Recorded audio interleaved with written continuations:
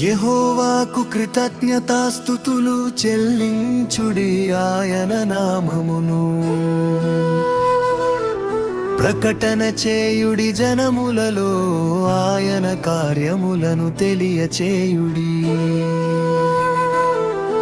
ఆయనను గూర్చి పాడుడి, ఆయనను కీర్తించుడి, ఆయన ఆశ్చర్య కార్యములన్నిటిని గూర్చి సంభాషణ చేయుడి. ఆయన పరిశుద్ధ నామమును బట్టి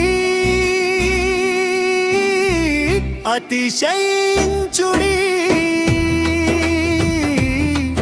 యెహోవాను వెదకువారు హృదయమందు సంతోషించుదురుగాక. యెహోవాను వెదకుడి, ఆయన బలమును వెదకుడి, ఆయన సన్నిధిని నిత్యము వెదకుడి.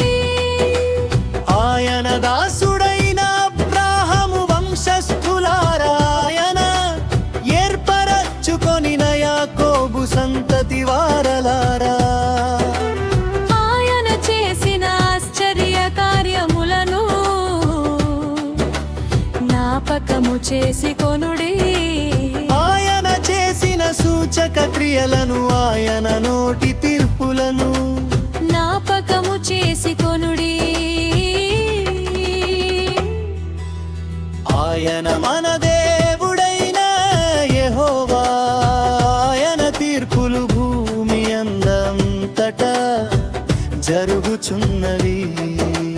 తాను సెలవిచ్చిన మాటను వెయ్యి తరముల వరకు అబ్రాహాముతో తాను చేసిన నింబకం, ఇస్సాకుతో తాను చేసిన ప్రమాణములు నిత్యము ఆయన జ్ఞాపకము చేసుకొనును.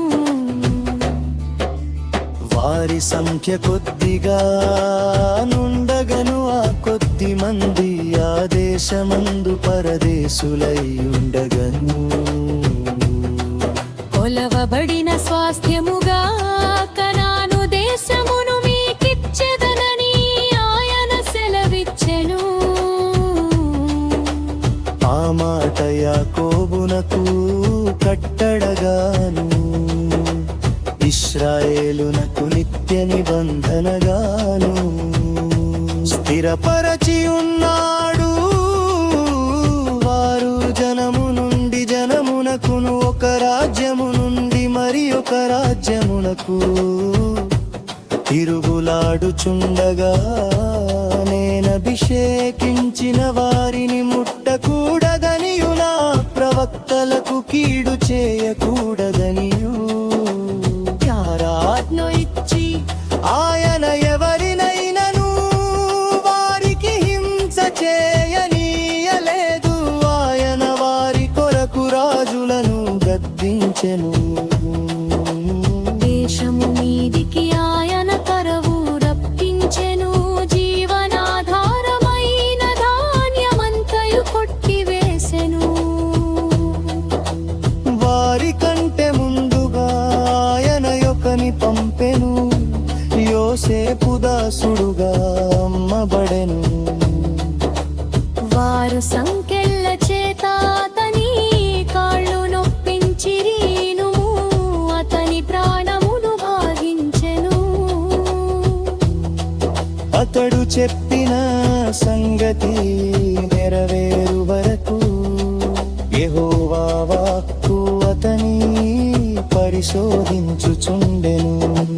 రాజు వర్తమానము పంపి అతని విడిపించెను, ప్రజల నేలిన వాడు తటి విడుదల చేసెను.